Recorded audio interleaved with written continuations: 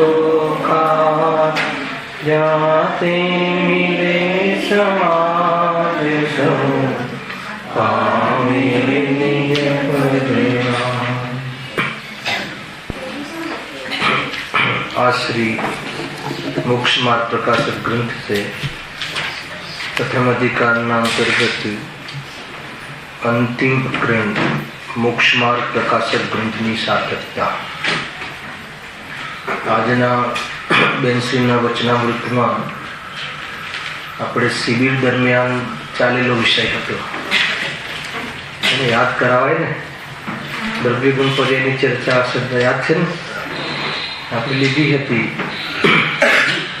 જીવના કરતા ક્રિયા કર્મ એના પોતાના માથે અને પૂતગલના કરતા કર્મ કરતા ક્રિયા કર્મ એના પોતાના માથે દરેક દ્રવ્ય સ્વતંત્ર રૂપે પરિણમે છે।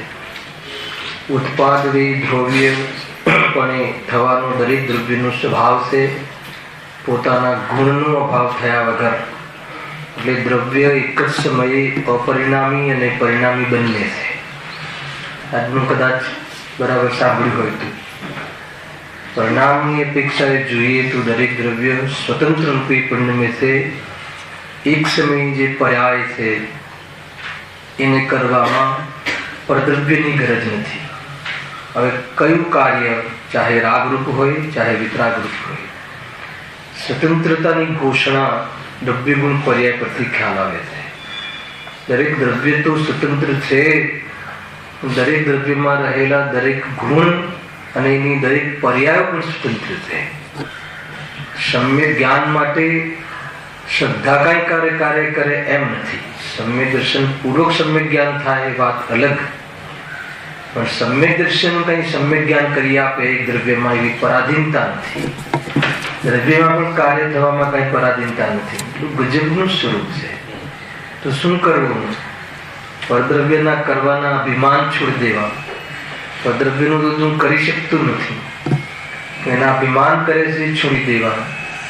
પરદ્રવ્ય મારામાં કાંઈ કરે એવી આશા છોડી દેવી, કેમ કે દરેક દ્રવ્ય પોતાનું કાર્ય કરવા સમર્થ છે। મૂળ વાત એ છે દ્રષ્ટિ દ્રવ્ય પર જવી જોઈએ। દ્રવ્ય પર દૃષ્ટિ ન હોય, અર્થાત તો જેની દૃષ્ટિમાં દ્રવ્ય ન વસે એ પાપ પુણ્યના ભાવોમાં દૃષ્ટિ કરી લે છે, પર્યાય દૃષ્ટિ થઈ જાય છે।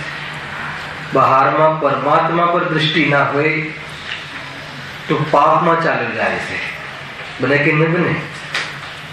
મંદિરમાં બિરાજમાન શ્રીજી પરમાત્મા પરથી જ્યારે દૃષ્ટિ અર્થાત તો લક્ષ્ય હટે તો બાકીનો સમય પાપમાં જ જાય છે। અને આ ભગવાન આત્મા દેહ દેવાલયમાં બિરાજમાન શુદ્ધાત્મા ત્રિકાલી ધ્રુવ ભગવાન આત્મા એની દૃષ્ટિ છૂટી જાય તો શુભ અશુભ ભાવોની દૃષ્ટિ થઈ જાય છે, અર્થાત તો પર્યાય દૃષ્ટિ થઈ જાય છે। સમજવા જેવું છે ભાઈ। એટલે દરેક દ્રવ્યની સ્વતંત્રતાની ઘોષણા કરી। હવે મૂળ વિષય જે આપણો ચાલે છે મોક્ષમાર્ગ પ્રકાશક ગ્રંથની સાર્થકતા। પંડિતજી એમાં એમ કહેવા માંગે છે કે જેમ તીર્થંકર ભગવાનની વાણીની પરંપરામાં ગણધરદેવના શુદ્ધ જ્ઞાનમાં સર્વ જીનવાણી વણાઈ ગઈ છે, અને અનેક આચાર્યો દ્વારા જેમ દીપાવલીમાં એક દીપકથી બીજો દીપક સળગાવવામાં આવે છે, એવી રીતે આ જે વાણી છે અન્ય ગ્રંથમાંથી અન્ય ગ્રંથ, એટલે કે ગણધરની વાણી અર્થાત તો આચાર્ય ગણધર દેવે જે રચના કરી એમાંથી અન્ય આચાર્યોએ ગ્રંથોની રચના કરી, એમાંથી ફરીથી અનેક આચાર્યોએ રચના કરી, તો એમાંથી આ વાણી આવે, એમાંથી આ શાસ્ત્ર આવેલું છે। મૂળ આપણને ભરોસો કરાવે છે। ઘણી ચર્ચા થઈ ચૂકી છે, વિષય તમને સામાન્ય યાદ કરાવું છું કે મોક્ષમાર્ગ પ્રકાશકની સાર્થકતામાં પહેલો ભરોસો એ કરાવવા માંગે છે આપણને પંડિતજી કે આ જે ગ્રંથની જે રચના છે એ ક્યાંથી થઈ? જો લખ્યું છે ને જેમ દીપકને જોડવાથી દીપકોની પરંપરા પ્રવર્તે છે, તેમ એ ગ્રંથની ઉપરથી આચાર્યાદિકોથી અન્ય ગ્રંથો રચાયા, વળી તેનાથી કોઈ અન્ય ગ્રંથો રચ્યા। એ પ્રમાણે ગ્રંથ થતા ગ્રંથોની પરંપરા પ્રવર્તે છે, તેમ હું પણ પૂર્વ ગ્રંથ ઉપરથી આ ગ્રંથ બનાવું છું। થઈ રહ્યું છે, આ વિષય યાદ કરાવું છું કે આ ગ્રંથ પણ પૂર્વ ગ્રંથ એટલે કે આ કોઈ મારી પોતાના ઘરની વાત નથી, એ ગ્રંથોમાંથી જ આ વાત આવેલી વાત છે. બીજી વાત શું કહી કે જેમ જે વિતરાગવાણી છે, જે આચાર્યના ગ્રંથો છે, જે વિતરાગવાણી અર્થાત તો ભગવાનની વાણી છે, સૂર્ય છે, અને જે ગણધરદેવની જે વાણી છે અર્થાત શાસ્ત્ર છે, એ દીપક, મહાન દીપક છે. જેમ બહારમાં સૂર્ય, મોટો દીપક, નાનો દીપક કે મીણબત્તી એ માર્ગને અજવાળવારૂપ કાર્ય કરે છે, એ રીતે એ બતાવે છે. એ જ રીતે ભગવાનની વાણી જેમ મોક્ષ માર્ગનું પ્રકાશન કરે છે, એમ આ ગ્રંથ પણ મોક્ષ માર્ગનું પ્રકાશન કરે છે. મૂળ વાત વિષય બતાવી દીધું. પહેલા આ ગ્રંથની પ્રામાણિકતા સિદ્ધ કરી કે આ ગ્રંથની રચના એ પૂર્વ પરંપરામાંથી લીધેલી વાતો છે, અને આ ગ્રંથનો વિષય જેમ ભગવાનની વાણી મોક્ષ માર્ગનું પ્રકાશન કરવામાં નિમિત્ત છે, મુક્તિમાં નિમિત્ત બનવા વાળી છે, એમ આ ગ્રંથ પણ જીવોને શામાં નિમિત્ત બનવા વાળી છે? મુક્તિમાં નિમિત્ત બનવા વાળી છે. બીજો કોઈ લખવા પાછળ ઉદ્દેશ પણ નથી, અને બીજો કોઈ અંદર વિષય પણ નથી. બે વાતનો ભરોસો અપાવે છે. આ લખવા પાછળ બીજો કોઈ હેતુ નથી, એકમાત્ર સર્વ જીવો મુક્તિને પ્રાપ્ત કરે. અને બીજું શું કહ્યું કે આમાં એ જ વિષય છે કે જીવ મિથ્યાત્વાદી ભાવનો પરિચય કરાવી એનો નાશ કરવાનો ઉપાય બતાવવા સિવાય બીજો કોઈ આમાં વિષય નથી. એ વાત આપણને અહીંયાથી ખ્યાલ આવ્યો હતો. પછી એમાં ઓર પણ એક વાત એમને કરી હતી કે ભલે કોઈ જીવ આને ન જોવે, હે, અર્થાત જેમ કે જે નેત્ર રહિત છે, કે નેત્રના વિકાસ સહિત છે. ખ્યાલ આવે કે નહીં? નેત્ર રહિત એટલે કે જેને આંખ નથી, અર્થાત આંખ હોવા છતાં જેનામાં વિકાર છે, આંખમાં કાંઈક રોગ છે, તો કાંઈ સૂર્ય માર્ગ એ વખતે અજવાળતો નથી એમ નહીં, એના આંખની જ કોઈ ભૂલ છે, આંખનો રોગ છે. એ રીતે મોક્ષ માર્ગનું પ્રકાશન તો આ ગ્રંથ કરી જ રહ્યો છે, અર્થાત જીવવાણી દ્વારા થઈ જ રહી છે. પણ કોઈને મનરૂપી ચક્ષુનો અભાવ હોય, અર્થાત તો મનમાં વિકાર હોય, હે ને. અહીંયા નેત્ર શું લેવું છે? મન એ ચક્ષુ છે. તો મનનો વિકાર ઘણો હોય, મનમાં ખોટી બુદ્ધિ બહુ ચાલતી હોય, તો મોક્ષ માર્ગ પ્રકાશક ન સૂજે. જેમ આંખમાં વિકાર વાળાને બહારનો માર્ગ ન દેખાય, ન સૂજે, એમ કોઈને મનમાં ઘણો વિકાર હોય, ખોટી બુદ્ધિ ચાલતી હોય, અર્થાત તો એવો કોઈ મનુષ્ય હોય કે મોક્ષ માર્ગ સંબંધી અજાણ હોય, એ પણ લઈ શકાય. એ મનુષ્ય શબ્દ લીધો છે ને, આપણે તો બહુ વિસ્તારથી લીધો હતો કે જે અસંગની પંચેન્દ્રિય સુધીના જેટલા પણ જીવો છે એને એ નેત્ર રહિત છે, એટલે મન રહિત છે, મન સંબંધી જ્ઞાનના ઉઘાડ રહિત છે. કેમ કે એ ઉઘાડમાં અમૂર્તિક આત્મા વિષય બની શકે છે. એક તો એ લીધું. અને એવા ઘણા જીવો મન સહિત હોવા છતાં પણ અંજાન છે આ માર્ગથી. અને એવા ઘણા મનુષ્યો છે કે જે અજ્ઞાન આ સંબંધી માર્ગની ખબર જ નથી કે કોઈ મોક્ષ માર્ગ હોય. એટલે એ રીતે નેત્ર રહિત અર્થાત તો મન જ્ઞાન રહિત, અર્થાત મન છે, પ્રવચન સાંભળવા આવે છે, પણ મનમાં વિકાર ઘણો છે, ખોટી બુદ્ધિ, હે ને, વિકાર સહિત હોવાના કારણે અહીંયા આવ્યા પછી બી પુણ્યથી ધર્મ થતો હશે, કે ક્રિયાથી થતો હશે, કે આત્માથી થતો હશે, હે ને, એ નક્કી નથી કરી શકતો. એટલે માર્ગ એને સૂચતો નથી. ઘણી વાર એમ થાય કે આપણે આ બધા વાતો તો કરીએ છીએ સરસ સરસ, પણ કદાચિત કોઈ વ્રતમાં ધર્મ હશે અને આપણે તો વ્રત કરવાનું છોડી દીધું છે, તો એવું અંદરમાં વિચલિત રહ્યા કરે. કેમ કે એને ક્યાંય ને ક્યાંય પરમાંથી સુખ આવે છે, પુણ્યમાંથી સુખ મળે છે, એવું મન એનું ખોટું છે. અર્થાત તો મનના ઉઘાડરૂપ જ્ઞાનમાં હિતની વાત એને જચતી નથી. એવા જીવને માર્ગ સૂચતો નથી. એટલે આ માર્ગ સાચો છે એમ બેસતો નથી. તો પણ કોઈ માર્ગને અજવાળવા વાળા આ ગ્રંથમાં કાંઈ અજવાળવાનું બંધ કરી દીધું છે એમ નથી. મૂળ વાત એ અહીંયા લીધી હતી કે કોઈ માર્ગમાં ન ચાલે એટલે માર્ગ બંધ થઈ ગયો. અર્થાત તો માર્ગમાં ઘણા ઓછા લોકો ચાલે તો માર્ગ કોઈ આ બીજો સાચો હશે એમ નથી. આ મૂળ વાત છે. તમને નવાઈ લાગશે કે ઘણા જીવોને આ બહુ સતાવે છે વાત કે આટલા બધા મોટા મોટા લોકો દુનિયાના વર્તમાનમાં જે મોટા માને છે ધનથી, બહારની કોઈ યોગ્યતાથી, કે એ લોકો તો આ માર્ગમાં દેખાતા નથી, હે ને? તો એને ભ્રમ થઈ જાય કે બીજા માર્ગમાં તો કરોડો લાખો લોકો ભેગા થાય છે અને આત્માની વાત સાંભળવા વાળા કેટલા, હે ને? તો એને એમ થાય કે વાત કદાચ ઓલી સાચી હશે, તો એને ભ્રમ થઈ જાય. અર્થાત તો આ માર્ગ નહીં હોય તો કહે છે કે ભલે ને માર્ગમાં એક જ વ્યક્તિ ચાલવા વાળો હોય, પણ સાચો માર્ગ બંધ થવાનો નથી. કહે ને પંચમ કાળના અંત સુધી તો આ ચાલવાની છે, એવી આ ક્ષેત્રની અપેક્ષા. આગે ધર્મ તો અનાદિ અનંત છે, ધર્મ કહેવા વાળા અનાદિ અનંત છે, અને ધર્મ પ્રાપ્ત કરવા વાળા પણ અનાદિ અનંત છે. એમ નથી કે કોઈ માર્ગ સમાપ્ત થઈ જશે, મુક્તિનો માર્ગ કોઈ ક્ષેત્રે જોવા ન મળે, એનો અર્થ એમ નથી કે માર્ગ કોઈ બંધ થઈ જાય. એટલે અહીંયા કહે છે કે મોક્ષ માર્ગ પ્રકાશકપણાનો અભાવ થયો નથી. એટલે આ એ પ્રમાણે આ ગ્રંથનું મોક્ષ માર્ગ પ્રકાશક નામ છે સાર્થક જાણવું. એના પછી કદાચ આ પ્રશ્ન પણ થઈ ગયો હતો. થઈ ગયો? હા. એમાં શું સાર હતો એ જોઈ લઈએ છે કે મોક્ષ માર્ગ પ્રકાશક પૂર્વે ગ્રંથ તો હતા, તમે નવીન ગ્રંથ શા માટે બનાવો છો? જયારે આ બધા ગ્રંથો હતા તો પછી આ નવા ગ્રંથ બનાવવા પાછળ શું અર્થ, શું મતલબ કે તમારું પ્રયોજન છે? તો એમાં એમને દીપક અને તેલનું ઉદાહરણ આપ્યું. તેલથી દીપકનું માપ કરાવ્યું, હે ને?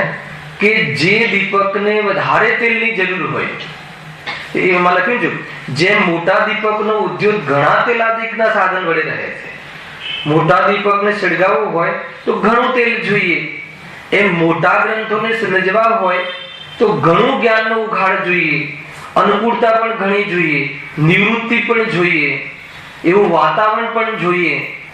અને ધવલાદી મહાન ગ્રંથોનો અભ્યાસ જીતુભાઈ કરવો હોય, વાત થઈ હતી ને આપણે, તો પહેલા નિવૃત્તિ જોઈએ. આત્માનુભૂતિ વાત અલગ છે, પણ વિશેષ મોટા મોટા ગ્રંથોનો સ્વાધ્યાય કરવો હોય તો શું જોઈએ? પહેલા તો એ પ્રમાણેની જ્ઞાનની સૂક્ષ્મતા જોઈએ, જ્ઞાનનો પણ એવો ઉઘાડ જોઈએ. એના પછી બહારમાં નિવૃત્તિ ઘણી જોઈએ. એના વેપાર આદિ બહુ ફેલાયેલા હોય તો ગ્રંથમાં મન ન લાગે. કેટલી વ્યવસ્થા કરી દીધી છે, ખબર પડી હશે પંડિતજીને કે આ વેપારી વર્ગ વધી જવાનો છે, એમની પાસે ટાઈમ તો રહેવાનો નથી, 24 કલાકમાં 48 કલાકનું કામ કાઢવાની પરિસ્થિતિ થવાની છે, થાય કે નહીં? તો એવા જીવો માટે હું એક લઘુ ગ્રંથ બનાવી દઉં. કેટલી કરુણા છે જ્ઞાનીના જીવનમાં, એને કેટલું શોર્ટકટ બનાવી દીધું. તો એટલા માટે અહીંયા કહ્યું કે ભાઈ જેને જ્ઞાન ઘણું ઓછું છે એવા જીવો માટે એને જે દીપક નાનો હોય તો ઓછા તેલની જરૂર પડે. અને આવી ગઈ ને આગળ કે ચાહે મોટો સૂર્ય હોય કે મોટો દીપક હોય કે મીણબત્તી હોય તો પણ એનું કામ ચાલી જાય. ઘરમાં કોઈ દરિદ્ર હોય અને લાઇટના પૈસા પણ ન હોય તો મીણબત્તીથી એનું કામ ચાલી જાય કે ન ચાલી જાય? ક્યાંય અથડાય નહીં ફર્નિચરથી, તો એનું કામ ઘરમાં ચાલી જાય. એમ અહીંયા કહે છે કે ભલે એનું જ્ઞાન ઘણું ન હોય, કોઈ એવા જીવો હોય કે એનું ક્ષયોક્ષમ ઓછું હોય, તો એના માટે હું બહુ સરળ અને એક લઘુ ગ્રંથ બનાવવાનો મને ભાવ છે. જો લખ્યું જે મોટા દીપકનો ઉદ્યોગ ઘણા તેલાદિકના સાધન વડે રહે છે, પણ જેને ઘણા તેલાદિકની શક્તિ ન હોય તેને નાનો દીપક સળગાવી આપીએ તો તેનું સાધન રાખી તેના ઉદ્યોગથી પોતાનું કાર્ય કરી શકે. તેમ મહાન ગ્રંથોનો પ્રકાશ તો ઘણા જ્ઞાન આદિ સાધન વડે રહે છે. એ મોટા ગ્રંથ છે અને એ ગ્રંથ જોઈને જ એમ થાય કે જે વાંચવાનો ભાવ તૂટી જાય કે આપણું ક્યારે વાંચીશું ને ક્યારે પૂરું થશે. ચાલુ કરીને ઘણા જીવોના આવા પ્રશ્ન આવે છે કે ભાઈ ચાલુ કરીએ છીએ ગ્રંથ, પછી 2-4 શબ્દ વાંચીને સમજ ન પડે એટલે મૂકી દઈએ છીએ. ઘણા જીવોની આ વાત આવે છે. તો એ જીવો માટે આ ગ્રંથ ઉપકારી છે, બહુ સરળ ગ્રંથ છે આ, એમ કહેવું છે એમનું. પણ જેને ઘણા જ્ઞાનાદિકની શક્તિ ન હોય તેને લઘુ ગ્રંથ બનાવી આપીએ. લઘુ ગ્રંથ એટલે શું? લઘુ ગ્રંથ એટલે સાઈઝ પોકેટ બુક નહીં. લઘુ ગ્રંથ એટલે કે સરળ શૈલી, કે બોધગમ્ય, અર્થાત તો જે વિષયો સીમિત કરીને જે પ્રયોજનભૂત સીધા આત્માની અનુભૂતિમાં કામ આવે, કે જે છેલ્લી ઘડીએ જેને બતાવવા જેવી વાત છે એ વાત. ખ્યાલ આવે કે નહીં? અંતિમ ઘડીમાં શું બતાવાય જીવને, એવી વાત કે અમે અહીંયા કહેવા વાળા છીએ. હે ને? પક્ષ મતલબ કે સ્મશાન તરફ હોય, બુદ્ધિ ઘણી ઓછી હોય તેવા જીવને શું વાત કહેવી અંતમાં?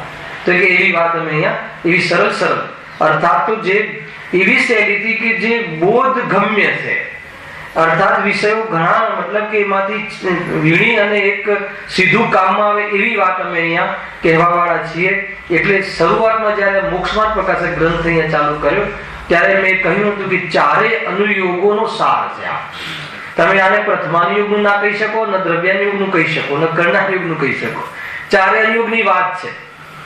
કર્મની વાત આવશે, શુદ્ધાત્માની વાત આવશે, અને પાંચમા છઠ્ઠા અધિકારોમાં તો બધા પંથોની વાત આવશે, ઘણા મતોની વાત, મત તોડવા માટે ઘણી બધી વાત છે. જો તેને લઘુ ગ્રંથ બનાવી આપે તો તેનું સાધન રાખી તેના પ્રકાશથી પોતાનું કાર્ય કરી શકે માટે આ સુગમ લખ્યું અને સરળ લઘુ ગ્રંથ બનાવીએ છીએ. વળી પછી એમને પોતાની જે પવિત્રતા છે, હૃદયની જે પવિત્રતા છે એ બયાન કરે છે કે આ ગ્રંથ બનાવવા પાછળનો મારો કોઈ વળી કસાયપૂર્વક પોતાનું માન વધારવા, લોભ સાધવા, યશ વધારવા કે પોતાની પદ્ધતિ સાચવવા હું આ ગ્રંથ બનાવતો નથી. એટલે આ ગ્રંથ બનાવવા પાછળનો મારું કોઈ અન્ય પ્રયોજન નથી. આ વિષય થઈ ગયો છે, પરંતુ કનેક્શન કરવા માટે 5 મિનિટને આપણે લઈ રહ્યા છીએ કે આ ગ્રંથ હું કોઈ કસાયને વશ થઈને કે કોઈ ટોડરમલનો નવો પક્ષ ચાલે, મોક્ષમાર્ગ પ્રકાશક કોઈ અલગ પ્રકારનો હું બતાવી રહ્યો છું એટલે કોઈ મારું ગ્રુપ વધારવા માટે કોઈ આવું અલગ ગ્રંથ બનાવતો નથી. આ એક આપણા કોઈ મગજમાં કોઈ વાસના ચાલતી હોય ને રાકેશભાઈ, તો તૂટી જાય નહીં. મારું કોઈ અલગ ગ્રુપ ચાલવું જોઈએ અને મારા ફોલોવર્સ અલગ હોવા જોઈએ, એટલા માટે હું કોઈ અલગ શાસ્ત્ર લખું. હેને ઘણા લોકો કહે છે કે આટલા શાસ્ત્ર છે તો બીજા શાસ્ત્ર શું કામ લખો છે? તો સરળ થવા માટે, સરળ કરવા માટે જીવો પાસે હવે ગુરુદેવના 11 ભાગ કોઈની પાસે ભણવાનો ટાઈમ ના હોય સમયસારમાં, તો કોઈ શોર્ટકટ કોઈ આવી જાય એવો જીવ ફરીથી ગુરુદેવના ની જેમ, તો એને શોર્ટકટ કરીને કોઈ વાત કહી દે તો એમાં કોઈ દોષ નથી. આ તો ગુરુદેવના પહેલા જીવ થઈ ગયા પંડિત ટોડરમલજી. એ વખતે તો વાસ્તવમાં અત્યારે બધું કર્ણાનુયોગ ને બધું જ્ઞાન ઓછું થઈ ગયું, પણ સોલાપુર ની બાજુ જાઓ ને તો આજે પણ કર્ણાનુયોગ ને બહુ જ્ઞાન હોય છે. અને પહેલા બહુ ચાલતા મોટા ગ્રંથોના પાઠ અને એ બધું, તો એ વખતે લાગ્યું હશે, એમને મહેસૂસ થયું હશે કે લોકો અહીંયા ઉલજે છે, ખાલી યાદ કર્યા કરે છે. તો મૂળ જે વાત છે હેને કે જે 45 વર્ષ ગુરુદેવે કરી એ વાત એમને અહીંયા કરી છે.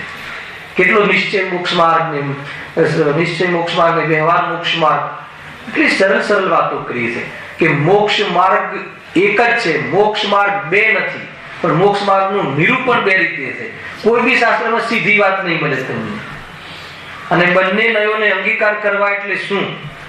નિશ્ચયને અને વ્યવહારને બંનેને અંગીકાર કરવા એટલે વ્યવહારનો જે વિષય છે એને તો હે માણી એને છોડી દેવો, અને નિશ્ચયનો જે વિષય છે એને ઉપાદેય માણીને અંગીકાર કરવો. એને જૈન ધર્મમાં બંને નયોને અંગીકાર કરવા આ રીતે કહ્યું છે. એટલી સરળ વાત છે કે આવી વાતો જલ્દી ન મળે. તમે પૂરું નય ચક્ર વાંચી લો પણ સીધી વાત તમને આવી સટીક વાત નહીં મળે.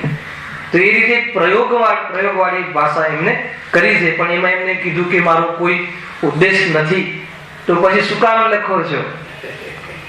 હેને તો કહે છે કે ભાઈ જ્ઞાનીને રાગ આવે તો કેવો આવે? સ્વયં પોતે જે માર્ગથી તરાય છે એ માર્ગે જવાનું બધાને કહેવાનો ભાવ આવે.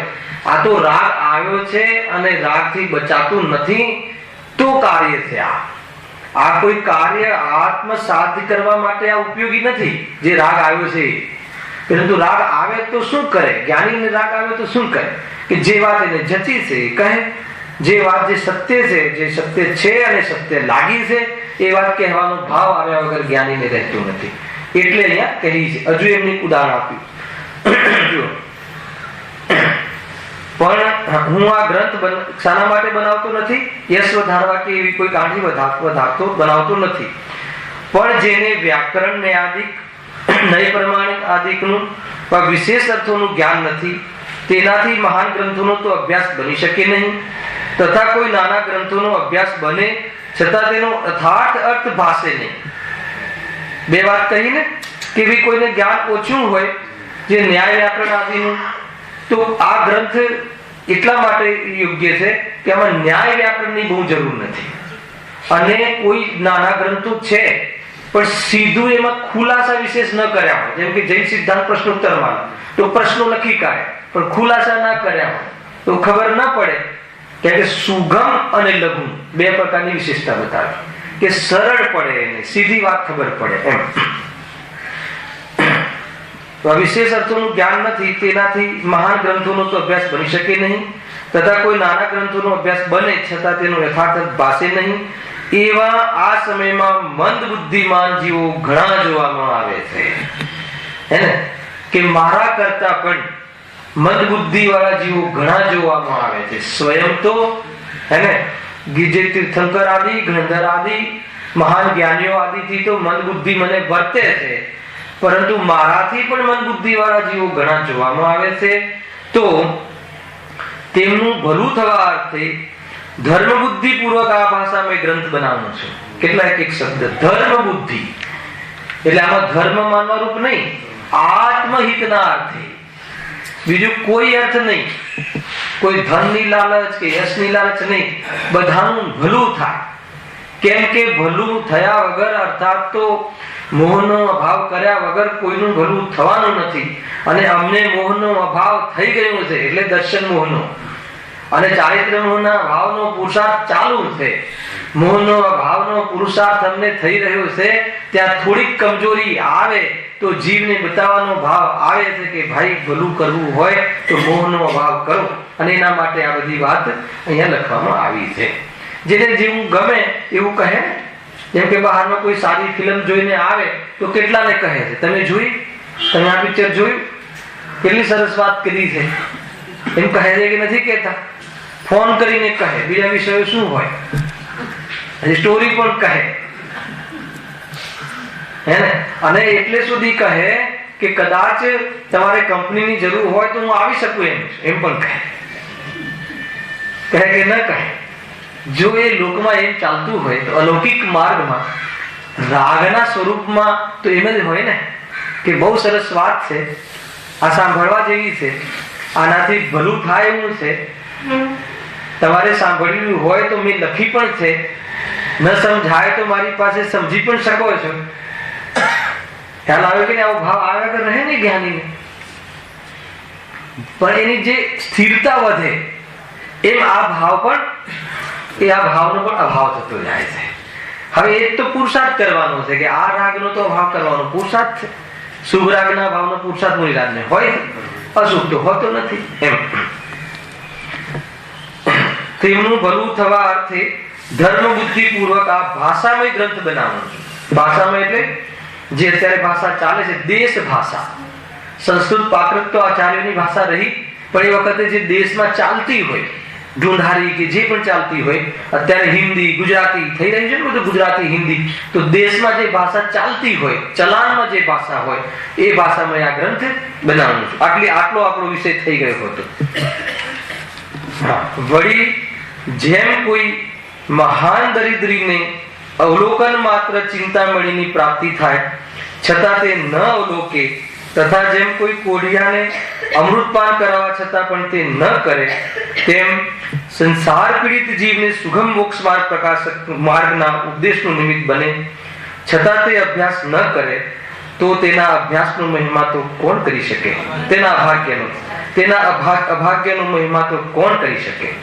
કેવી વસ્તુ લખી છે, વ્યંગ્યાત્મક વ્યંગ છે આ. શું કહ્યું અશોકભાઈ? વળી આ લખીએ તો છીએ, પરંતુ હવે આપણા ઉપર વ્યંગ કર્યો છે. ખ્યાલ આવે છે કે નહીં? વળી જેમ કોઈ મહાન દરિદ્રી, હે ને, મહાન દરિદ્રી એટલે ખાવા રોટલા પણ ના હોય એવા દરિદ્રીને અવલોકન માત્ર ચિંતામણીની પ્રાપ્તિ થાય, ચિંતામણીનું અવલોકન માત્ર કરે, હે ને, ચિંતામણી રત્નનું અવલોકન માત્ર એક વાર વિચાર કરે કે ત્રણ લોકની સંપત્તિ મને આવી જાય, એક વાર વિચાર કરે તો એને સંપત્તિ મળી જાય એવી ચિંતામણી જેને હાથમાં આવી જાય, છતાં પણ પ્રમાદ કરે કે જોઈએ છે કાલે વિચાર કરીશું. ના ખ્યાલ આવે હર્ષદભાઈ? નહીં, કાલે વિચારીશું ને, હજુ તો ઉંમર ક્યાં થઈ ગઈ છે, હજુ તો બધી મોક્ષમાં વાત સાચી છે, ભગવાને વાત કહી છે બરાબર પણ છે, એની ના નથી, પણ હમણાં જરા અરે તું સંસાર પીડિત જીવ અનંત કાળનું સુખ મરવા વાળું સાગર ચિંતામણી રતન બતાવવા વાળા ગુરુ સામે હોય, ખ્યાલ આવે કે નહીં? અને કહે કે હમણાં ઉભા રહો, થોડુંક હજી વાર છે, એની ચર્ચા છે અહીંયા. જો ચિંતામણીની પ્રાપ્તિ થાય છતાં તે ન અવલોકે, હજુ એક ઉદાહરણ આપ્યું. તથા જેમ કોઈ કોઢિયાને અમૃતપાન કરાવવા છતાં પણ તે ન કરે, અર્થાત તો અમૃત પીવાથી કોઢ મટી જાય, કંચન જેવી કાયા થઈ જાય, હે ને, કામદેવ જેવું શરીર થઈ જાય. એક ઘૂંટ પીવાથી, અમૃતપાનનું એક ઘૂંટ પીવે તો કંચન જેવી કાયા થઈ જાય. કોઈ શોધવાની જતા હલાવે કે નહીં? આ તો ઉદાહરણ છે, હે ને. છતાં પણ તે ન કરે, એટલે કેમ ના કરે? પ્રમાદથી, હે ને. મૂળ પ્રમાદ છે. પ્રમાદ એટલે તીવ્ર રાગ, 5 ઇન્દ્રિયનો વિષય, દીકરા દીકરીઓનો રાગ, તીવ્ર રાગ હોય તો એમ થાય કે નહીં, હજુ તો વાર છે. અને કાલે મેં કહ્યું હતું લાડીમાં કે આ જીવ પાસે જેટલી સંપદા છે અત્યારે, આ ભવની નહીં, અનાદિના જેટલા ભવ થઈ ગયા એ બધા જ ભવ ની સંપત્તિ જે બાહ્યમાં ધન આદિ મળી હોય એ ભેગી કરી લે તો પણ વર્તમાન જીવનની એક ક્ષણ ખરીદ કરી શકતો નથી. જોઈ લીધું. તમે મરવા પડ્યા હોય, છેલ્લી ઘડી હોય, તમારી પાસે અરબો રૂપિયા હોય ને તમે હમણાં કહો કે મને એક ઘડી આપી દે, એક સમય આપી દે, આ બધું ધન લઈ લે, તો પણ તમારી એ સંપત્તિ તમારા એ જીવનની એક ક્ષણ ખરીદ કરી શકતું નથી. સમજમાં આવે છે? તો એ ધનની પાછળ આપણે આખું જીવન આપી દઈએ છીએ. એ વેપાર આદિ, વ્યવહાર આદિ, લોક વ્યવહાર ને વેપાર, બે વસ્તુ બરાબર રસિકભાઈ. લોક વ્યવહાર, એક સામાન્ય આણું હોય તો 3 દિવસ બગાડીને અહીંયાથી હિંમતનગર જાય કે ના જાય? બોલો ને, જાય કે ના જાય? અને 1 દિવસની શિબિર હોય તો 2 તો પ્રવચન હશે, જઈને શું કરશું? અને પેલું 1 કલાક ખાલી એક ચાંદલો કરી આપે ને 21 રૂપિયા આપે, બીજું શું થવાનું છે? ખ્યાલ આવે કે નહીં? હે, જમાડે તો ઠીક છે, જમાડે છે, ખ્યાલ આવે છે કે નહીં? તો જાય ને, પણ 3 દિવસ બગાડીને જાય. અને એક પ્રવચન રાખ્યું હોય અહીંયા તો એક તો પ્રવચન છે, 3, 4, 5 દિવસની શિબિર હોય તો 5 દિવસની પણ લાગે છે. આપણે ત્યાં વ્યવસ્થા છે, 6 દિવસની પણ શિબિરો લાગે છે. અરે શિબિરમાં જયારે આમંત્રણ કરીએ છીએ ને, અમે કોઈ મિત્રોને કહીએ ને કે તમારે આવવાનું છે, તો પછી એના મોઢામાંથી જે વરાળ નીકળે ને તો આપણને એમ લાગે કે નહીં, વાસ્તવમાં જીવ તો દરિદ્ર છે, ખરેખર એવું લાગે. તો એ કહે છે, એ લખ્યું જો તેમ સંસાર પીડિત જીવને સુગમ મોક્ષ માર્ગના ઉપદેશનું નિમિત્ત બને, હે ને. મતલબ કે 4 ગતિમાંથી રખડવાનું મટી જાય, એને તમામ દુઃખનો અભાવ થઈ જાય, એવું નિમિત્ત મળી જાય, એવું અમૃત મળી જાય, એવું જીનવાણી જીન વચન મળી જાય, છતાં પણ એનું પાન ન કરે, હે ને, એનું અવલંબન ન લે, પ્રમાદ સેવે, તો કે એના એવા અભાગ્યનો મહિમા મારાથી થાય નથી. એમ લખ્યું ને, તેના અભાગ્યનો મહિમા કોણ કરી શકે? એ મહિમા શબ્દ લખ્યું ને, તો મહિમા તો પ્રશંસાવાચક શબ્દ છે, ગુડ સેન્સમાં છે, હે ને. બેડ સેન્સમાં તો મહિમા શબ્દ ના હોય. એટલે એમ કહે છે કે એ કેટલો બધો અભાગી છે, એમ કહેવું છે. એ જીવ કેટલો અભાગી છે. કોઈ છોડાવવા આવે ને કે મારે નથી છૂટવું, નહીં, મને જેલ ગમે છે, તો એ જીવના વિશે શું વિચારવું? કોઈ છોડાવવા આવે, અનંત કાળથી કાળી કોઠરીમાં પડ્યો હોય, અને કોઈ કહે કે નહીં, તને છોડાવવા કોઈ આવ્યું છે, તો કહે નહીં, હમણાં થોડી 1 કલાક ઊંઘ આવે છે, પછી હું નીકળીશ, તો હવે એનું શું કહે? આવું કોણ કરે રસિકભાઈ? અજ્ઞાની કરે. આપણે કરીએ કે નહીં? આપણે કરીએ છીએ કે નહીં? જોવા જેવી વસ્તુ છે. તમને બહુ સામાન્ય વાત લાગે તો આ સ્ટેજ, આ ભૂમિકા આપવી જોઈએ પહેલા. મતલબ કે અંદરમાં તલબ હોવી જોઈએ. જીન વચન એ જીવને નિમિત્ત બને છે કે અંદરમાં એવી ગરજ, ખટક, તલબ બસ એને બહારના સંસારમાં ગમવું ના જોઈએ, કસાયોમાં રહેવું નથી એવો નિર્ણય થઈ ગયો હોવો જોઈએ. ત્યારે જીન વચનોનું એક વચન પણ એવું અંદરમાં સોસરવું ઉતરી જાય અને હૃદયગત કરી લે એને કે ત્રણ કાળના જેટલા પણ જે ત્રણ ભૂત ભવિષ્ય વર્તમાન ત્રણેય કાળના જે ફળ મળવાના હતા એને પ્રાયશ્ચિત કહે ને, પ્રતિક્રમણ, આલોચના અને પ્રત્યાખ્યાન, ત્રણેય પ્રકારના પાપથી નિવૃત્તિ એક સમયમાં થઈ જાય. તાકાત છે, આત્મામાં બળ છે. અનંત કાળનું પાપ એક સમયમાં ભાવ કરી શકે એવું આત્મામાં બળ છે. ખ્યાલ આવે છે કે નહીં? અનંત કાળના કર્મો એક સમયમાં અર્થાત તો અંતર્મુહૂર્તમાં ખપાવી દે, બાળી નાખે એક ધ્યાન દ્વારા, એવી આત્માની શક્તિ છે, કોઈ અચિંત્ય શક્તિ છે. એના સ્વરૂપની વાત જ્યારે ચાલતી હોય ત્યારે કહે છે કે તને ઊંઘ આવે, પ્રમાદ આવે તો કહે છે કે એ અભાગ્યનો મહિમા તો કોણ કરી શકે? એને તો કોણ બચાવવામાં નિમિત્ત બની શકે? જેને બચવું જ નથી એને કોણ નિમિત્ત બની શકે બચાવવામાં? અને જેને બચવું છે એને કોણ આડે આવી શકે બચાવવામાં, એને બચવામાં? જેને તરવું છે સંસારમાં એને દીકરા, દીકરી, રાગ, ધન, દરિદ્રતા, ધન કોઈ આડે ન આવે. દુનિયાનો કોઈ પદાર્થ જીવને સુખી થવામાં રોકી ના શકે. ખ્યાલ કે નહીં? અને જેને દુખી થવું છે અને એનું પૂરું ફેમિલી તીર્થંકરોથી હોય તો પણ એને ન તારી શકે. જેને નથી બચવું તો સમજમાં આવે છે કે નહીં? એટલે ઉપાદાનને જગાડ. અંદરમાં ઉપાદાન જાગી જાય તો પંચમ કાળ પણ નડતો નથી. પંચમ કાળમાં તો મોક્ષ નથી ને, પણ પંચમ કાળમાં તો આત્મા તો છે ને, કેવલ જ્ઞાન સ્વભાવિક તો છે ને. કેવલ જ્ઞાનનો નિર્ણય, સ્વભાવનો નિર્ણય તો કરી શકે છે ને. મોક્ષ માર્ગનું મંગલાચરણ, મોક્ષનું મંગલાચરણ તો કરી શકે છે ને, પ્રારંભ તો કરી શકે છે ને. પૂરી જે આપણી અનંત કાળ અવ્યાપાત સુખની શરૂઆત તો કરી શકે છે ને. મુનિદશા તુલ્ય પવિત્રતાને પ્રાપ્ત કરવાનો પુરુષાર્થ તો કરી શકે છે ને. પંચમ ગુણસ્થાન આવી શકે એવી જાતિનો પુરુષાર્થ મહિલાઓ અર્થાત બહેનો કરી શકે કે નહીં? અને એનાથી બી કદાચ પુરુષાર્થ કમજોર હોય તો બુકિંગ તો કરાવી શકે, આત્માનુભૂતિ કરી, સમ્યક દર્શન કરી બુકિંગ તો કરાવી શકે ને મોક્ષનું. ધન્ય છે એ જીવ કે જો મોક્ષનું બુકિંગ કરાવી લે છે. એ જીવને પછી કદાચ નરકમાં જવાનું થાય તો પણ તમાશગીરની જેમ તમાશો જોવાની નામક ક્ષમતા આવી જાય છે. ખ્યાતા દ્રષ્ટા બનીને એ રહી શકે. પૂર્વમાં કદાચ બંધ કરી દીધું હોય તો સમ્યક દર્શન પૂર્વે એવી બધી વાતો છે અહીંયા. જો હવે એક શ્લોક મૂક્યો છે, એક સિદ્ધાંત રત્નમાલા છે એનો શ્લોક છે. સાહિણે ગુરુ જોગે જે ન સુણંતી ધમ્મ વયણાઈ. શું કહે છે? સાહિણે ગુરુ જોગે, સ્વાધીન ઉપદેશ અર્થાત તો સ્વાધીન ઉપદેશ દાતા ગુરુનો જોગ, યોગ થયો છે જેને ન સુણંતી પણ શું કહે છે? ન સુણંતી સાંભળતો નથી. ગુરુનો યોગ થયો છે પરંતુ સુનતો નથી. શું નથી સાંભળતો?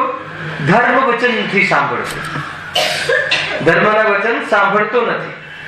સાંભળવા નથી આવતું એમ નથી કહ્યું. આ બરાબર યાદ રાખજો. અહીંયા તો સાંભળવા આવે છે એની વાત છે, પણ સાંભળતો નથી એની વાત છે. ગજબની વસ્તુ છે. આ બરાબર યાદ રાખજો. દીકરો બધું સાંભળે તો ખરો, પણ સાંભળે નહીં તો ખ્યાલ આવે છે કે નહીં? કે બેટા પાણી લાવ, સાંભળું છું ને, બરાબર સાંભળ્યું. સાંભળતો સાંભળે છે કે નહીં? તો કે સાંભળું છું ને, પણ પાણી લાવતો નથી. તો એને સાંભળ્યું કહેવાય કે ના કહેવાય? પછી કોઈ સાંભળ્યું કહેવાય? આ તો સરળ વાત છે ને. મોક્ષના પ્રકાશકમાં આવી સરળ વાતો આવવાની, સીધો ધર્મ પ્રાપ્ત થાય એવી વાત છે. એમ કે ભાઈ પરનું કરી શકતો નથી ને. હા સાંભળ્યું ને પ્રભુ, હા મતલબ હા સાહેબ સાંભળ્યું ને, અને પણ પરનું પરનું કરી શકું છું એ અભિમાન એક સમય માટે પણ છોડતો નથી. અને આખા જીવનમાં ઝઘડા લે છે ઘરની અંદર. જોઈ લેજે, મેં કર્યું તે કર્યું, ચાહે સાસુ હોય કે ચાહે વહુ હોય કે જેઠાણી હોય કે દેરાણી હોય, આ મેં કર્યું, મેં ઘરને સંભાળ્યું છે, હું સારું રાખું છું, હું સ્વચ્છ રાખું છું, મેં પ્રસંગ બરાબર કર્યો. તમે આખું જેટલા બી તમારા ઝઘડા હોય આના જોઈ લેજો. છે કે નહીં સુખ? હાથ થાય છે ને, બે પાર્ટનર હોય તો હું તો ચલાવું છું, હું વહેલો આવી જઉં છું, હું ઉઘરાણી જાઉં છું ત્યારે તો આવે છે, નહીં તો ક્યાં આવે? કોઈ એક દ્રવ્ય બીજા દ્રવ્યનું કરી શકતું નથી. અહીંયાથી સાંભળીને જાય પણ એ સાંભળી શકતો જ નથી. એવું નથી કે અહીંયાથી નથી સાંભળ્યું, ગુરુ નથી, નિમિત્ત તો મળ્યું છે પરંતુ એને નિમિત્ત બનતું નથી. કાર્ય કરે ત્યારે આરોપ આવે ને, કેવું શરૂ છે જો તે દીઠ દુષ્ટ ચિત્તા. તે કેવો છે? દીઠ છે અને દુષ્ટ ચિત્ત વાળો છે. દીઠ એટલે કઠોર મન વાળો છે. કેટલો કઠોર છે કે પોતાના આત્માને સુખ ન થાય એવી જાતનું પરિણમન કરે છે. ખ્યાલ આવ્યો કે નહીં? મતલબ કે દીઠ એટલે એટલો કઠોર છે, એટલું તીવ્ર મિથ્યાત્વ છે કે જે આત્માને સુકૂન મળે એ સંબંધી અવસરને પ્રાપ્ત થવા છતાં પણ એ અવસરનું યુટિલિટી નથી કરતો. બહુ નાની વાત નથી રાકેશભાઈ. આત્માને સુખી નથી કરવો, મને સુખી નથી થવું, એ કેટલો કઠોર હશે જી. અને શાના માટે? પાપ પુણ્યના 5 ઇન્દ્રિયના સામાન્ય થોડા વિષયો કામ ભોગના, હે ને? મતલબ કે એ બહારની ક્ષણિક મતલબ યોગ્યતાઓ બનવી અને સંયોગો થવા કે જે વાસ્તવમાં સુખ નથી, સુખરૂપી ભ્રમ છે, એના માટે કેટલું મોટું ચૂકી જાય છે. પોતાના સ્વરૂપની મતલબ આરાધના કરવાનું ચૂકી જાય. એને સારું ખાવું, સારું ઓઢવું, સારી પત્ની મળવી, સારા બાળકો થવા, બરાબર ઠેકાણે લાગી જવા, હે ને? ભલે એમાં પોતે ઠેકાણે લાગી જાય ત્યાં સુધી કોઈનું ઠેકાણું ન પડે. થાય કે નહીં? એ ગજબની વસ્તુ છે આ. એટલે શું ચૂકે છે? પોતાના આત્માને વિભાવે છે. જે જીવ પોતાને દુઃખી કરે એ બીજાને સુખી કરવામાં નિમિત્ત પણ કઈ રીતે બને? જે પોતાને દુઃખી કરે એ બીજાને સુખી કરવામાં નિમિત્ત પણ કઈ રીતે બને? ન બને. જે સ્વયં પોતાના સુખરૂપી ભગવાન આત્મામાંથી સુખ જોવે એ બીજા જીવને સાંત્વના આપવાનો પણ નિમિત્ત બની શકે. એ તો ના બની શકે. સમજમાં આવે? જો તે દીઠ દુષ્ટ ચિત્તા અને કેવો છે? તે દુષ્ટ ચિત્ત વાળો છે. પોતે પોતાનો દુશ્મન છે એ મેં કહે છે. પોતે પોતાનો દુશ્મન છે, બીજો કોઈ દુશ્મન નથી. આ જીવનો દુશ્મન કોણ? પોતે. એમ કહે છે. અસુહળા તો કે અથવા સુભટ. સુહળ એટલે સુભટ. ભવ ભય વિહુણા.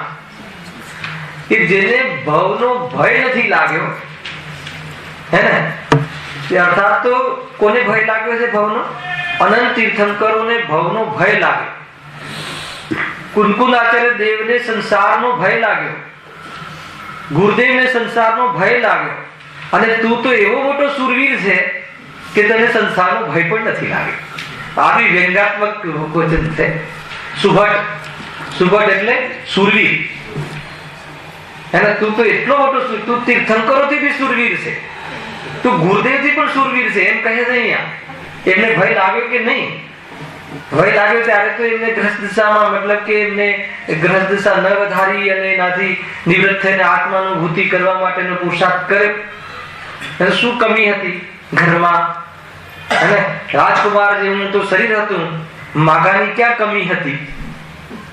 એટલે કઈ કમી હતી બહારમાં જે આપણે જેના માટે આપણું જીવન લગાવ્યું છે? જ્ઞાની ધર્માત્માઓને, અને તીર્થંકરો થઈ ગયા, જે ચક્રવર્તીઓ હતા, 96,000 રાણીઓ હતી, શું કમી હતી? એવું એમને શું લાગ્યું કે એમને ભય લાગ્યો કે અરે આમાં રહેવાથી તો મારું કલ્યાણ નહીં થાય, 4 ગતિમાં રખડવાનો મામલો છે આ તો. એવું લાગ્યું હશે કે નહીં લાગ્યું હોય? અને તને એમ લાગે છે કે નહીં હું તો સુરવીર છું, હજુ ભય જ નથી લાગ્યો. એટલો પ્રમાદમાં પડ્યું છે કે એને સંસારનો ભય જ નથી લાગતો, કે આત્મા તો આમે મરતો નથી એ રીતે લે છે, હે ને? આત્મા મરતો નથી એવું જો તને સાચી ખબર પડી જાય તો જ્યાં આત્માના ભાવ મરણ થાય છે એવા લક્ષ છોડવાનો તને પુરુષાર્થ જરૂર જાગે. નિરંતર ભાવ મરણ થાય છે, આત્માની પ્રજા ઉત્પન્ન ન થાય એવી જાતિના તીવ્ર કષાયોમાં જીવ પરિભ્રમણ કરે છે. આવે છે કે નહીં? તો એમ અહીંયા કહે છે. કેવો મતલબ સુભટ છે, કેવો સુરવીર થઈને બેઠો છે કે નહીં મારું તો કઈ બગડવાનું જ નથી. આ આત્માનુભૂતિના લક્ષ વાળું નહીં કે મારું આમે ક્યાં નરકમાં જવાનું થશે તો નરકમાં જતા રહેશું, એ રીતે મતલબ કે એને ઘણા જીવો એવા હોય છે કે ભલે ને જે પરિણામ આવે પણ આપણે તો જેમ કરતા હોય એમ કરો, જરા પણ ભયને પ્રાપ્ત થતો નથી. તો કહે છે કે એ રીતે એ જીવને આવો મહિમાવાન ધર્મ મળ્યો છે. વાસ્તવમાં જૈન ધર્મમાં જે સમાધાન છે ને એવું ક્યાંય નથી, કેમ કે સત્ય ધર્મ છે. ગજબની વસ્તુ છે. સંયોગો ઉથલપાથલ થતા હોય, ઘડીકમાં તો એમ લાગે કે એમ શું થશે આપણું બહારમાં, એટલામાં ક્યાંકથી બધી વ્યવસ્થાઓ બની જાય અને બહુ અભિમાન કરતા હોય તો રોડ પર આવી જાય અને પરિણામો કેવા બધા સ્લેબમાં ઉપર નીચે થતા હોય, એ બધાની વચ્ચે સુરક્ષિત સ્વભાવને એકવાર જોઈ લે તો બહારમાં ભયને પ્રાપ્ત ન થાય. કેવું સુંદર વસ્તુ છે. શરીરને છૂટું પડતું જોઈ શકે, સમાધિ મરણ કરી શકે એવી જાતિની સ્વરૂપમાં શક્તિ છે. જૈન ધર્મ વાસ્તવમાં એનું મહાત્મ્ય જે દિવસે ખ્યાલ આવી જશે અને દુનિયામાં કોઈ જગ્યાએ રસ નહીં પડે, ક્યાંય રસ ના પડે. શું છે દુનિયામાં? 6 દ્રવ્ય સિવાય વધારે શું છે બતાવો? કોઈનું ગોરું શરીર હોય, કોઈનું લાંબુ હોય, મોટું હોય તો પૂતગલનું છે ને પરિણામ, એનું ક્રિયા કરતા કર્મ એનામાં. આજે આવ્યું ને, ગજબની વસ્તુ છે ભાઈ. જો હવે વાંચીએ છીએ, એમાં બહુ સરસ લખ્યું છે. સ્વાધીન ઉપદેશદાતા ગુરુનો યોગ મળવા છતાં પણ જે જીવ ધર્મ વાક્યને નથી સાંભળતો તે ધીઠ અને દુષ્ટ ચિત્ત છે, એની વ્યાખ્યા આપણે કરી, બરાબર. અથવા જે સંસાર ભયથી શ્રી તીર્થંકર આદિ ડર્યા તે સંસાર ભયથી જે રહિત છે તે મોટો સુભટ છે. એટલે તીર્થંકરોથી બી મહાન છે એમ કહે. ખ્યાલ આવે કે નહીં? તીર્થંકરથી મહાન છે એ વ્યંગ કર્યો કે તું વળી કેવું તીર્થંકરથી બી મહાન થઈ ગયો? એ તું હજી તને ભય નથી લાગતો? તારી પાસે છે શું? એ ચક્રવર્તીઓ જે હતા અને એના નોકર પાસે જેટલું હોય એવું પણ તારી પાસે નથી. એટલું તો ધન હતું એમને, તો પણ એને એવી પુણ્યની સ્થિતિમાં પણ ભય લાગે. એવું નથી કે પાપના ઉદયમાં જ ભય લાગે, પુણ્યના ઉદયમાં પણ ભય લાગ્યો કે આ તો બધું અસ્થિર છે અને એમાં જેમ જેમ વધારે ઉતરીએ છે એમ વાસના વધે છે અને મન વિચલિત રહે છે, ભય પણ રહે છે. બાહુબલી નહીં જીતવા દે ખંડ તો કેટલી માયાચારી કરે છે ભરત. ત્યાં ભરત રાજા એ વખતે હે ને કે ભાઈ નાનો ભાઈ છે ને તો નમી લેશે તો સમજી લેવાનું કે આપણે જીતી ગયા. કેટલા પ્રકારની માયાચારી કરીને કે કેવું સ્વરૂપ છે. વૈરાગ્ય કેમ ના આવે? ગજબની વસ્તુ છે. જો તો કહે એવા મોટા મોટા મહાન અને જે સંસારથી ડર્યા છે ને એ જ વાસ્તવમાં મહાન છે. જેને સંસારથી ભય નથી લાગતો ને એ મહાન નથી. એવું અહીંયા કહેવું છે. ભવનો ભય લાગી જાય તો ભગવાન બનવા તૈયાર થાય છે ને ભક્તિ. અસર ખ્યાલ છે ને? ભવનો ભય લાગી જાય તો ભગવાન બનવા, જે ભગવાન બનવા તૈયાર થાય એને જ ભવનો ભય લાગ્યો છે એમ કહે છે. આપણને ભય લાગે તો આપણે ક્યાં જઈએ છીએ? સાચું કહો. આપણે સંસારમાં ભય લાગે તો ક્યાં ભગવાન પાસે જઈએ છીએ કે નહીં? જે રીતે જતા હોય એ રીતે. પણ જઈએ છે ક્યાં? ભગવાન પાસે. મંદિરમાં કોણ હોય? ભગવાન હોય. ભગવાન પાસે જઈએ છે. પછી જે બી ત્યાં એમ કે હું 2 દીવા જલાવીશ કે 7 દીવા કરીશ કે 101 રૂપિયા ચડાવીશ કે જે બી હોય, જે બી એની બુદ્ધિમાં ખોટી બુદ્ધિમાં આવ્યું એમ કરતો હોય, પણ જાય છે ક્યાં? ભગવાન પાસે. ભય ભગવાનને જોતા જો ભય મટી જાય, મતલબ કે ભય દૂર થઈ જાય તો ભગવાન જે બની જાય એને કયો ભય રહે? રાજેશભાઈ લોજિક બેસે છે. ભગવાન પાસે જવાથી ભય દૂર થાય કે ન થાય? એમાં 2 રીતે ભય દૂર થાય. તમને સમજાવું. નિમિત્ત પ્રધાન કથન છે કે ભગવાન જે માર્ગ બતાવે એ માર્ગે ચાલી જાય તો પણ ભય મટી જાય, અર્થાત સમજાઈ જાય તો પણ ભય મટી જાય. અને આમ બી ભગવાને તમે અજાણતામાં બી એમને જે સ્વરૂપ બતાવ્યું છે ને એ સ્વરૂપથી તમારું માનસ શાંત પડે છે. માની લો કે તમારે કોઈ ધન ખોવાઈ ગયું, થેલી પડી ગઈ 5 લાખની, અંતમાં તમે કઈ રીતે તમારું માનસ શાંત થાય છે? શું કહે? થવાનું હતું ને થયું. તો ભગવાન એક તો કહે છે, બીજું કઈ નથી કહેતા. હે ને? જેના નસીબમાં હશે તો રહેશે, તો ભગવાન એમ તો કહે છે કે પુણ્યના ઉદયમાં હશે ત્યાં સુધી તો રહેશે, બધું એક છે, એમ જ છે ને. જે ભગવાન એટલે એ પર્યાયનું યથાર્થ જ્ઞાન કરવા પછી જ તમારું માનસ શાંત પડે છે. ત્યાં પણ ભલે આત્મદૃષ્ટિ નથી કરતા એટલે ગ્રંથિભેદ નથી થતો, પણ અંતમાં તો એ જ સ્વભાવગત વિચાર જ તમને શાંતિ અપાવે છે. નક્કી વાત છે. કોઈ મરી જાય તો ભાઈ બધા જાય જ છે ને, પેલા તો રડે, છાતી કૂટે, જે પણ કરે, અને સરવાળે શાંત કઈ રીતે પડે, એનું મનને કઈ રીતે મનાવે કે ભાઈ દરેકને જવાનું છે. તો ભગવાન એમ જ કહે છે કે જે એ આવે છે, જન્મે છે, મરે છે, એમ તો પહેલાથી કહે છે, પણ આત્મા મરતો નથી એ નક્કી નથી કર્યું ને, એટલે જે આવે છે જાય છે એમાં તને હજુ પણ ભય છે. સમજમાં આવે છે કે નહીં? આત્મા તો ક્યારે મરતો નથી, સ્વરૂપે સ્વભાવ તો ક્યારે અભાવ થતો જ નથી. એ ખબર નથી, એને આવે છે અને જાય છે એ પર્યાયનું યથાર્થ જ્ઞાન નથી હોતું. જ્યાં સુધી દ્રષ્ટિનો વિષયનું યથાર્થ બોધ અને આત્માનું યથાશ્રય ના હોય ત્યાં સુધી પર્યાયનું જ્ઞાન યથાર્થ ના હોય. ભલે પર્યાય સંબંધી જાણકારી ગમે એટલી રાખતો હોય, એ સમજી લે. ઘણા વિષયો આવવા વાળા વિષય આમાં બી ઘણા છે, અને ગુરુદેવની કૃપાથી મારા હૃદયમાં ઘણા વિષયો ખ્યાલમાં પણ છે. એમના પ્રવચનોમાં આવે એટલે કલેક્શન થાય છે ને, એટલા માટે કહું સમજવા જેવું છે ભાઈ. એટલે ભગવાન પાસે જઈએ બીજી રીતે કે જે ઉપયોગ જેનો પલટાય. આપણે જ્યાં મતલબ કે ત્યાં રહીએ માહોલમાં તો ઉપયોગ વારંવાર ત્યાં લાગે, પણ જ્યાં ઉપયોગ જેવો આપણે શુભમાં આવે, પલટાયો, લક્ષ કરી જિનેન્દ્ર ભગવાનનું, એટલે ઉપયોગ ત્યાંથી હટ્યો, એટલે એટલા સમય પણ આપણને રાહત કરી. બીજું, ઉપયોગ અહીંયા લાગ્યો અને સાચા તત્વનો વિચાર કર્યો તો પુણ્યનો બંધ થયો, અને સામાન્ય પુણ્યનો બંધ થયો. તો પુણ્ય કોઈ પુણ્ય માટે નહીં કરતા, પણ એવું સહેજ થાય છે. પુણ્ય માટે કરે તો પુણ્ય નથી બંધ થતું, યાદ રાખજો. પણ સહેજ ઈમાનદારીથી જ આવે અને પ્રભુની આગળ વિચાર કરે કે અરે હું ક્યાં ફસાયો છું, બહારના સંસ્થાની વાસ્તવમાં સારતા છે. કોઈના પર પણ ભરોસો રાખીએ છીએ તો પણ કોઈ ભરોસા જેવું કાંઈ છે જ નહીં સંસારમાં, કેમ કે જીવના પરિણામો જેવા છે. એટલા માટે પ્રભુ એને આ દુઃખ દૂર કઈ રીતે થાય એનો ઉપાય બતાવો. એવો વિચાર માત્ર કરે તો એનાથી પુણ્ય પ્રકૃતિનો બંધ થાય છે. હાલમાં આવે છે. અને આ તો છે જ આપણા ઉપર આરોપ છે. આરોપ છે ને કે જે ગુરુદેવની સભામાં જાય છે એટલે પૈસા વાળા કેમ થઈ જાય છે? એવી લાકડીમાં શું જંતર મંતર છે? પડાપડી થતી હતી, લાકડી ખેંચા ખેંચી બધા કહેતા હતા, મને તો ખબર નથી. હે ચોરાઈ ગઈ હતી ને?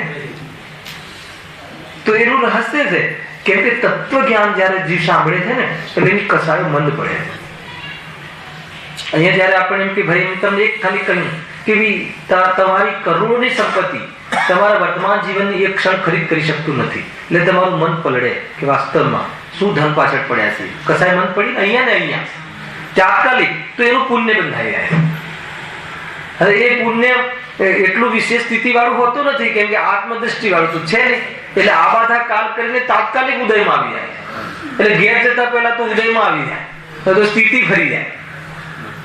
અને કોઈ સ્થિતિ ફેરવા કરે એની નથી ફરતી. યાદ રાખજો, બે વાર કેવું પડે છે. તો કોઈ કહે કે આપણે આ સારો આઈડિયા છે, તે થાય તો મંદિરમાં જઈને વિચાર કરી લેવો, અને એમ નથી છેદ ઉડતા.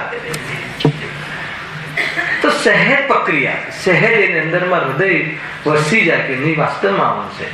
એમાં પુણ્યની એની ઈચ્છા પણ નથી, એ બુદ્ધિથી નથી કરતો. ભલે આત્મદ્રષ્ટિ નથી હજુ, પણ વાસ્તવમાં એની અંદરમાં એવું પ્રાશ્ચિત થાય છે, તો વારંવાર ફરી જાય છે બધું. તો એટલા માટે હું જોવા મળે છે. એ તો બહારના ઉદયો આગળ પાછળ થઈને સામાન્ય સાતાના ઉદયમાં વાત છે.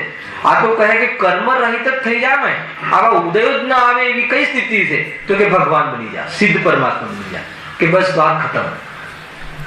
ભગવાન બની જાય ને એને તો ભય નથી હોતું. અને શરૂઆતમાં બી કહ્યું ને કે પરમાત્માનું લક્ષ કરે તો પાપ ભાવ મટી જાય. આપણે અત્યારે અહીંયા હોઈએ તો અત્યારે પાપ કઈ વિચાર આવે? એટલી સુંદર વાત ને સરસ વાત. અને જેવું પરમાત્મા અર્થાત દેવશાસ્ત્ર ગુરુનું લક્ષ હટે એટલે પાછું ચાલુ થઈ જાય, પાછું પાપમાં ચાલુ થઈ જાય. અને દ્રષ્ટિ છૂટી ગઈ હોય, દ્રવ્યની દ્રષ્ટિ ના હોય, એને આવા શુભ અશુભમાં ભેદ કર્યા કરે, પર્યાય દ્રષ્ટિ થઈ જાય. આ સારું આ ખરાબ, આ સારું આ ખરાબ, ઈષ્ટ અનિષ્ટની કલ્પના કરે ને, તો એ રીતે એની પર્યાય બુદ્ધિ કહીએ એને. કોઈ ભાવ તો સારો ને કોઈ ભાવ ખરાબ, કોઈ બંધ સારો ને કોઈ બંધ ખરાબ. કયો બંધ સારો? તો એ તમને શાસ્ત્રીય ભાષામાં તો સાચું બોલું છું, પણ હું તમને એમ કહું કે બહારમાં રસીભાઈ અનુકૂળતા હોય, વેપાર બરાબર ચાલે અને સ્વર્ગ આદિ મળે, એ સારું કે દરિદ્ર રહી એ સારું? એ બતાવી દો, એ બંનેમાં કયું સારું? ખ્યાલ આવ્યો કે નહીં? તો એમ જ નહીં સ્વર્ગ આદિ મળે અને બહારમાં ઇજ્જત યશ મળે, તો એ થયું ને શુભ નો બંધ, શુભ નું ફળ. એટલે શુભ પુણ્ય બંધ સારું અને પાપ નું બંધ ખોટું. તો બંધમાં ઇષ્ટ અનિષ્ટ કલ્પના, એટલે આત્મદૃષ્ટિ ના હોય કે આત્મા અબંધ સ્વરૂપ છે, પાપ પુણ્યના બંધમાં અનંતકાળથી રખડે છે છતાં અબંધ સ્વરૂપ રહ્યો છે, એવી બંધ પર્યાયથી જુદો જ્યાં સુધી અનુભવ ન કરે ત્યાં સુધી બંધમાં ભેદ કરે, એટલે પર્યાય દ્રષ્ટિ બની જાય. આ જ થયું છે જીવની સાથે. અને થોડો ઘણો મંદિર આદિમાં દેવશાસ્ત્ર ગુરુનું લક્ષ કરે તો એટલા સમય પાપોથી વિરત રહે, તો પાપ દૂર થઈ જાય છે. એટલે ભગવાન બનવાનો પ્રોગ્રામ ચાલુ કરી દો. મારા કહેવાનો અર્થ એટલું છે. બાકી બધું તો બનવા પ્રયાસ કર્યો પણ એક સમય માટે પણ ન બન્યો. ગજબની વસ્તુ એ છે. અને જેને ભગવાન બનવાનો પ્રોગ્રામ કર્યો એ ભગવાન બની ગયા, પાછા ન આવ્યા, અવતારે નહીં. સમજવા જેવું છે. શું કરવું છે? આપણે પ્રોગ્રામ શું? આપણા લિસ્ટમાં એક જ, ભગવાન છું એને પ્રગટ કરવું. બસ પર્યાયમાં પ્રગટ થવું સ્વરૂપ, એ સિવાય બીજો કોઈ ઉપાય છે નહીં. કેટલા બી દુખડા રો, એ દુખડાનો એક જ ઉપાય છે, ભગવાન બની જાય. કેમ બની જવું ભગવાન? કેમ કે ભગવાન બની શકે છે. ભગવાન બનવાનું સામર્થ્ય એ જ જગાવવાનું છે, એ જ જતાવે છે જ્ઞાની ધર્માત્મા કે જો તારું સામર્થ્ય હશે, જો તું આ બની શકે છે, જો તારા અનેક જીવો બન્યા છે, જો અમે પણ માર્ગે ચાલીએ છીએ, વિશ્વાસ કરાવશે, પ્રતીતિ કરાવશે, ફળ બતાવશે, જે રીતે મન લાગે એ રીતે જીવોને લગાવવાનો જ્ઞાની ધર્માત્મા વિકલ્પ કરે છે. કેટલી કરુણા જીવો પર, આપણા પર કેટલી કરુણા જ્ઞાનીઓની. મહાન ઉપકાર છે, અસીમ ઉપકાર છે જ્ઞાનીઓનો, હે ને, કે જે આપણને આ વાત બતાવે છે. તો ક્યાંય ખૂણે કૂટાય કે આરો જ ના આવે, મતલબ કે કોઈ આપણે સંસારનો કિનારો નજીક ના આવે. અને જયારે આ વાત ખ્યાલ આવે છે તો એક સંભાવના ખ્યાલ આવી ગઈ કે સંસારમાંથી છૂટવાનો માર્ગ તો ખ્યાલમાં આવી ગયો છે. બસ ચાલવાની દેર છે. જે ચાલે તો ખટાખટ કર્મ શું બગાડી લે, એ રીતે આ વાત છે ભાઈ. જો અંતિમ પેરેગ્રાફ. વળી પ્રવચન સારમાં જ્યાં મોક્ષમાર્ગ અધિકાર કહ્યો ત્યાં પણ પ્રથમ આગમ જ્ઞાન જ ગ્રહણ કરવા યોગ્ય કહ્યું છે. બહુ જબરજસ્ત વાત છે. માટે આ જીવનું તો મુખ્ય કર્તવ્ય આગમ જ્ઞાન છે. શું કહ્યું? જ્યાં પ્રવચન સારની વાત છે, ક્યાં કહ્યું છે? આ ખબર છે? ક્યાં કહ્યું? 232 ગાથામાં. શું છે ગાથા? સામાન્ય જ્યાં એકાગ્રતા અને એકાગ્ર વસ્તુ નિશ્ચય એને યાદ રહેશે. હા, નિશ્ચય બને આગમ વડે આગમ પ્રવર્તન મુખ્ય. હા, સામાન્ય જ્યાં એકાગ્રતા નિશ્ચય બને આગમ વડે આગમ પ્રવર્તન નિશ્ચય બને આગમ વડે આગમ પ્રવર્તન મુખ્ય છે.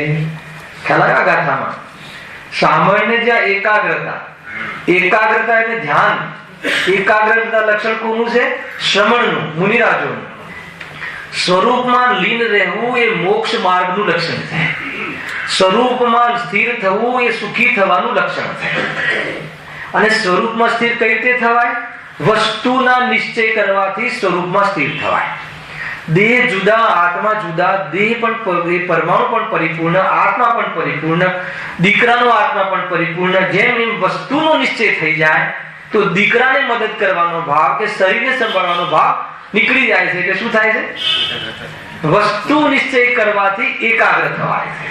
વસ્તુનો નિશ્ચય ન થાય તો એકાગ્રતા ન આવે. અને વસ્તુનો નિશ્ચય કઈ રીતે થાય છે? તો કે આગમ જ્ઞાનથી, અર્થાત તો આગમના આશ્રયથી આત્મજ્ઞાનથી. આખું કથન આ રીતે છે, નિમિત્તનું કથન છે. આગમ દ્વારા, બીજો કોઈ કહે તે વસ્તુનું સ્વરૂપ નહીં, હે ને. બહાર વાળા એમ કહે ને રૂપિયા વગર સુખ કઈ રીતે પ્રાપ્ત થાય? મને એક વેપારી આવે તો કહે કે વાત બરાબર છે, તમારે ત્યાં ઓફિસમાં એસી લાગ્યું છે તો આ એસી માં તમને આનંદ આવે છે, તો આ એસી માટે પૈસા જોવે કે નહીં જોવે, આપણને બોલાવડાવે તો એ જોવે ને, તો બોલો કે એના માટે પૈસા કમાવા પડે કે ના કમાવા પડે? તમે ધર્મ કરો છો, પ્રવચન કરો છો, આ લિટરલી કહી દઉં મને, એમાં ના નથી, પણ આ પણ તમારે જોડે રાખવું જોઈએ. ખ્યાલ આવ્યો કે નહીં? શું સમજાવે ત્યાં એ બધું સમજાવે, પણ અહીંયા કહે છે કે ભાઈ સુખ આત્મામાં છે, એ તારી કસાય છે, બહારમાંથી સુખ નથી આવતું. વસ્તુનો નિર્ણય કરે તો તને લક્ષ છૂટે તો શું થવાય? સ્થિર થવાય. એટલા માટે કે આગમ જ્ઞાન મુનિરાજને કહે છે આચાર્ય કુંકુલદેવ ચારિત્રાધિકારમાં, એટલા માટે હે મુનિરાજ, અને એટલા માટે કહે છે હે મુનિવરો, આગમમાં પ્રવર્તન કરો.